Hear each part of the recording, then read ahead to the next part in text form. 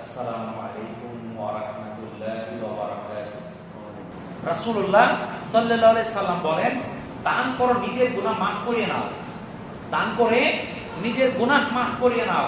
তিনি বলেছেন, সদকা গুনাহকে সেভাবে মিটিয়ে দেয় যেভাবে আগুনকে পানি মিটিয়ে দেয়।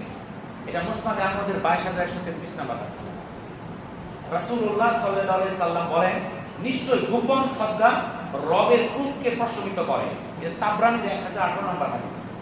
রাসূলুল্লাহ সাল্লাল্লাহু আলাইহি সাল্লাম বলেছেন, তোমাদের রোগীদের সাদাকার মাধ্যমে চিকিৎসা করো।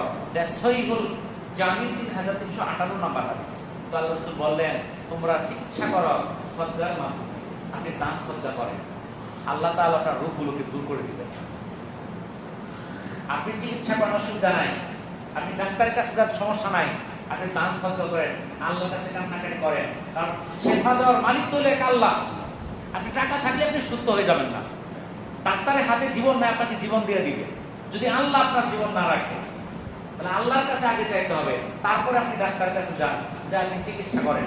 আল্লাহ তাআলা যদি আমাকে আরোগ্য দান করে, ডাক্তারের চিকিৎসায় ভালো হবো। আর যদি আরোগ্য দান না করে, কোনো ডাক্তার আমাকে ভালো করতে পারবে না। জামিউস সগীরের 7984 নম্বর হাদিসে আল্লাহ রাসূল বলেন, দান 70 প্রকার বিপদকে প্রতিহত করে। কয় প্রকার? 70 প্রকার বিপদকে প্রতিহত করে। কিন্তু আমরা আজকে দান করতে চাই না। আবু হুরায়রা রাদিয়াল্লাহু তাআলা আনহু বলেন, রাসূলুল্লাহ সাল্লাল্লাহু আলাইহি সাল্লাম বলেছেন, প্রতিদিন সকালে দুইজন ফেরেশতা অবতরণ করে। তাদের একজন দানকারীর জন্য দোয়া করে আর বলে, হে আল্লাহ, দানকারীর মালে বিনিময় দান করো।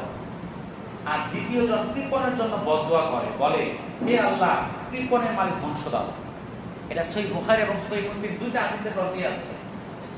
তাহলে সকালে উঠে দুজন ফেরেশতা বলতেছে, দানকারীর জন্য দোয়া করতেছে। কি দিয়ে দোয়া করতেছে? হে আল্লাহ, তুমি তার দানের মধ্যে বরকত দাও, বিনিময় দাও। তাহলে দান করলে গরিব হবেন না, এটা নিশ্চিত, ফকির হবেন না।